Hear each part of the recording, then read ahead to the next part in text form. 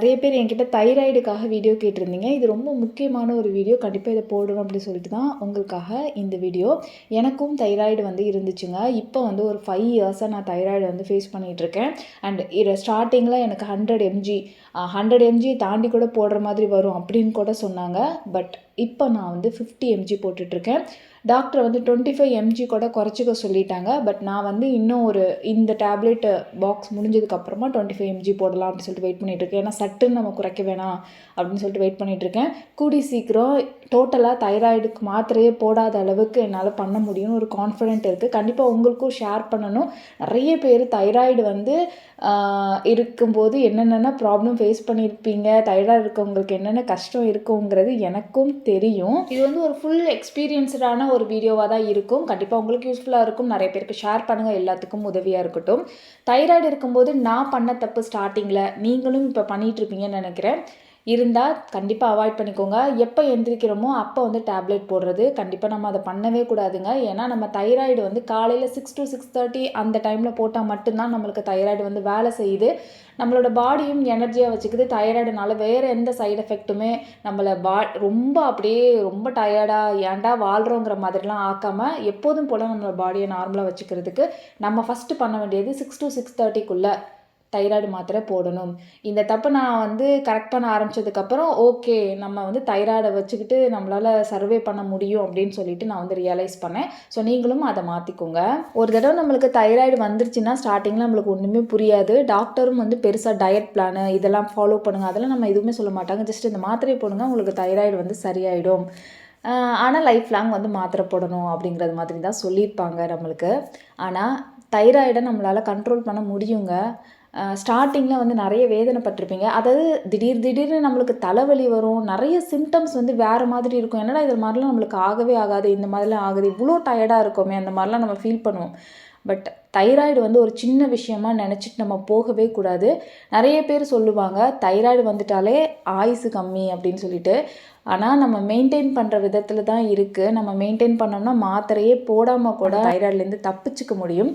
So நான் என்னென்ன பண்ணேன், சிம்பிளாக என்னென்னலாம் அவாய்ட் பண்ணேன், என்னென்னலாம் சேர்த்துக்கிட்டேன் அப்படிங்கிறத நான் உங்கள்கிட்ட சொல்கிறேன். வேறு எதுவுமே நீங்கள் பெருசாக பண்ண வேணாம். நீங்களும் ட்ரை பண்ணி பார்க்கலாம்.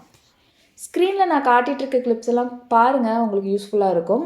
சில பேர் வெயிட்டு குறைஞ்சிட்டே போவாங்க, சில பேர் வந்து வெயிட்டு அதிகமாகிட்டே போவாங்க. பட்னியாக கிடந்தாலே வெயிட் அதிகமாக போயிட்டுருக்கோம். ஸோ இது வந்து நம்மளோட தைராய்டு பொறுத்து. சரி ஓகே தைராய்டு இருக்குது அப்படின்னாலே தனித்தனியாக நம்ம மெயின்டைன் பண்ணணும் கிடையாது. அதாவது ஹைப்பர் தைராய்டுக்கு தனியாக ஹைப்போ தைராய்டுக்கு தனியாக கிடையாது.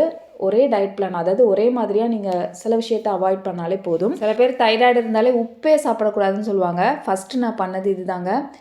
உப்பு சாப்பிடாமலே இருக்கணும்னு கிடையாதுங்க. அதுக்கு நம்ம வாழவே வேணான்னு சொல்லிடலாம் அப்படிங்கிற மாதிரி இருக்கும்.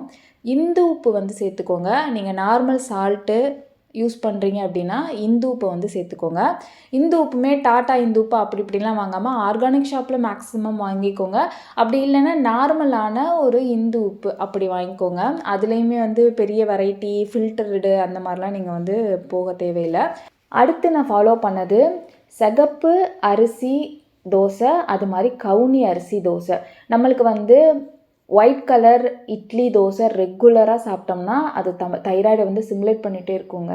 நம்மளுக்கு தைராய்டு அதிகமாக ஆகிட்டே இருக்கும். ஸோ நம்மளால் இட்லியை தோசையை அவாய்ட் பண்ண முடியாது. ஈஸியாக நம்ம சாப்பிட்ற டிஃபன் வந்து அதுதான் இல்லையா.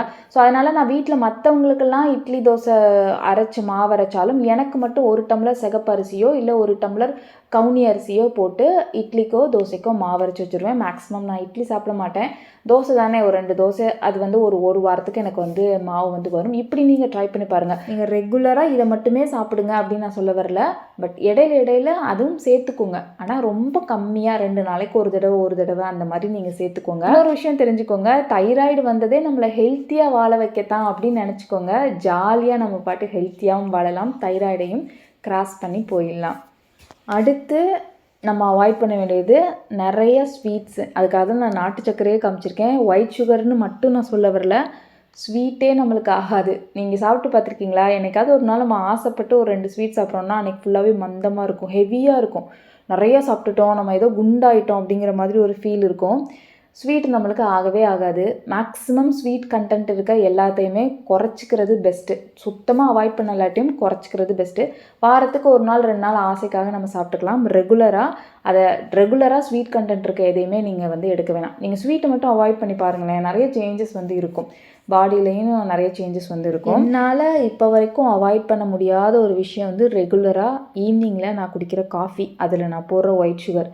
சத்தியமாக என்னால் அதை வந்து கண்ட்ரோலே பண்ண முடியல. அப்படி ஒரு வாழ்க்கையா அப்படிங்கிற மாதிரி இருக்கும். அதனால் இப்போ வரைக்கும் அதை கண்டினியூ பண்ணிகிட்டு இருக்கேங்க. உங்களால் முடிஞ்சால் அதையும் கூட நீங்கள் அவாய்ட் பண்ணிக்கலாம். அடுத்ததாக ரொம்ப முக்கியமாக நம்ம அவாய்ட் பண்ண வேண்டியது ரீஃபைன்டு ஆயில். நம்மளுக்கு கடையில் வாங்கின எந்த ஒரு 100% பியூர் ஆயிலுமே நம்மளுக்கு செட் ஆகுது. ஏன்னா அதுலேயும் ப்ரிசர்வேட்டிவ்ஸ் இருக்கும்.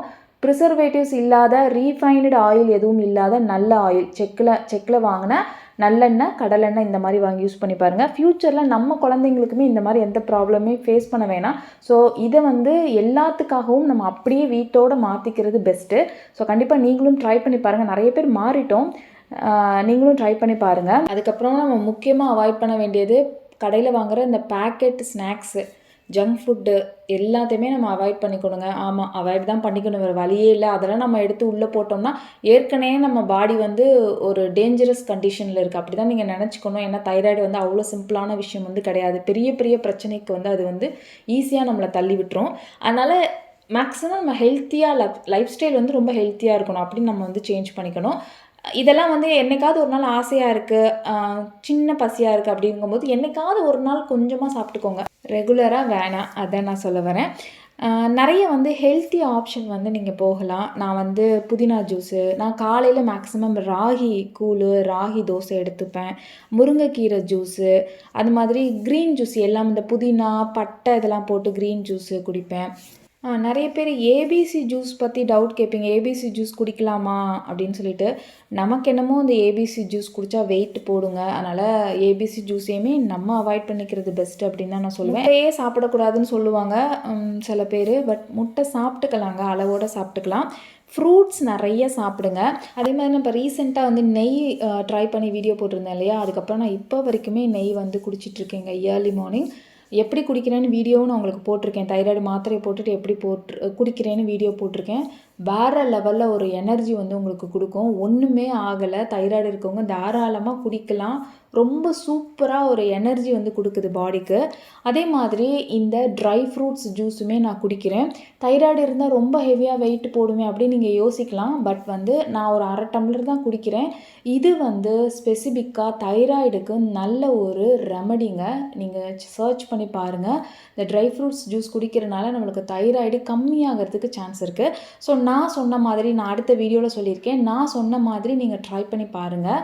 ரொம்ப ரொம்ப முக்கியமாக பண்ண வேண்டிய விஷயம் காலிஃப்ளவர், முட்டைக்கோசு, ப்ரக்கோலி இதெல்லாம் நம்ம அவாய்ட் பண்ணிக்கணும். ஆல்ரெடி உங்களுக்கு தெரிஞ்சிருக்கும், தெரியலன்னா தெரிஞ்சுக்கோங்க. அதெல்லாம் நம்ம முட்டைக்கோசு, காலிஃப்ளவர், ப்ரக்கோலிலாம் சாப்பிட்டோன்னா அவ்வளோதான், தைராய்டு வந்து ஹெவியாகிட்டு இருக்குங்க. என்ன தைராய்டாக இருந்தாலும் அது ஹெவியாகும். அதனால் கண்டிப்பாக வந்து அதெல்லாம் நம்ம அவாய்ட் பண்ணிக்கணும். நல்லது தான், ஆனால் நமக்கு நல்லது இல்லையே. இந்த மாதிரி சின்ன சின்ன சேஞ்சஸ்லாம் பண்ணி நான் ஒரு 3 மந்த்து தான் மெயின்டைன் பண்ணேன். கண்டிப்பாக சொல்கிறேங்க, நான் 3 மந்த்து தான் மெயின்டைன் பண்ணேன். ஃபஸ்ட்டு இந்த சேஞ்சஸ்லாம் பண்ணுறதுக்கு முன்னாடி நான் தைராய்டு டெஸ்ட் எடுக்கும்போது 100 mg, நான் ஃபஸ்ட்டு 75 mg போட்டுட்ருந்தேன். டக்குன்னு வந்து உங்களுக்கு தைராய்டு, நான் ரெகுலராக மாத்திரை போட்டுட்ருக்கும்போது என்ன சொல்லிட்டாங்கன்னா, உங்களுக்கு 100 mg வந்து நீங்கள் போடணும், தைராய்டு லெவல் வந்து ஜாஸ்தியாக இருக்குது அப்படின்னு சொல்லிட்டாங்க. நான் வந்து 100 mg போட ஆரம்பித்தேன். எனக்கு மனசு ரொம்ப வேதனையாக போச்சு. என்னடா அவங்க என்ன சொல்லிட்டாங்கன்னா, இது இன்க்ரீஸ் ஆயிடுச்சுன்னா அடுத்து நீங்கள் 150, 1.5 மாத்திரை 2 மாத்திரைன்னு போடுற மாதிரி ஆயிடும்னு சொல்லிட்டாங்க. அதுக்கப்புறம்தான் நான் வந்து இதை சரி பண்ணணும், என்னதான் வழி நிறைய நான் வந்து பார்த்து தெரிஞ்சுக்கிட்டேன். அதுக்கப்புறம் தான் நான் இதை மெயின்டைன் பண்ண ஆரம்பித்தேன். 3 மாதத்துக்கு அப்புறம் திரும்பவும் நான் தைராய்டு டெஸ்ட் எடுக்கும்போது எனக்கு வந்து 25 mg போட்டால் போதும்னு நான் சொல்லிட்டாங்க. சொல்லி இப்போ ஒரு 15 days 20 days ஆச்சுங்க. நான் அந்த மாத்திரை முடிய போது, அதுக்கப்புறம் நான் வந்து 25 mg போட்டுருவேன். இன்னொரு டாக்டர் பார்க்கும்போது, நீங்கள் வந்து இப்போ உடனே ஸ்டாப் பண்ண வேணாம், ஆனால் உங்களுக்கு வந்து மாத்திரை போடுற அளவுக்கு எதுவும் இல்லை, நீங்கள் வந்து போடாமலே இருக்கலாம் அப்படிங்கிற மாதிரி தான் சொன்னாங்க எங்களோட தெரிஞ்ச டாக்டர். பட் நான் வந்து இல்லை, நம்ம எப்போதுமே தைராய்டு வந்து மாத்திரை ரெகுலராக போட்டுட்டு இருக்கும்போது டக்குன்னு அவாய்ட் பண்ண கூடாது, நம்ம இன்னொரு தடவை டெஸ்ட் பண்ணிட்டு தானே அதை அவாய்ட் பண்ணணும். அதனால நான் என்ன பண்ணிட்டேன்னா, சரி 25 mg போடுவோம், அது வந்து ஒரு 20 days 1 month போடுவோம், அதுக்கப்புறம் நம்ம வந்து டெஸ்ட் பண்ணுவோம் அப்படின்னு இருக்கேன். அதுக்கப்புறம் அதுக்கப்புறமும் டெஸ்ட் பண்ணும்போது எனக்கு மாத்திரை போட வேணாம்னு சொன்னாங்கன்னா, மாத்திரை போடாமல் இருந்துட்டு அதுக்கப்புறம் டெஸ்ட் பண்ணி பார்ப்பேன். அப்பயும் தைராய்டு லெவல் வந்து எனக்கு நார்மலாக தான் இருக்குது, எனக்கு மாத்திரை போட தேவையில்லை அப்படின்னா நான் தைராய்டு மாத்திரையை நான் அவாய்ட் பண்ணிக்குவேன். ஸோ இது நிறைய பேருக்கு யூஸ்ஃபுல்லான ஒரு வீடியோ. நீங்களும் ட்ரை பண்ணி பாருங்கள். ரொம்ப சிம்பிளான சில விஷயத்த வந்து சேஞ்ச் பண்ணிக்கோங்க.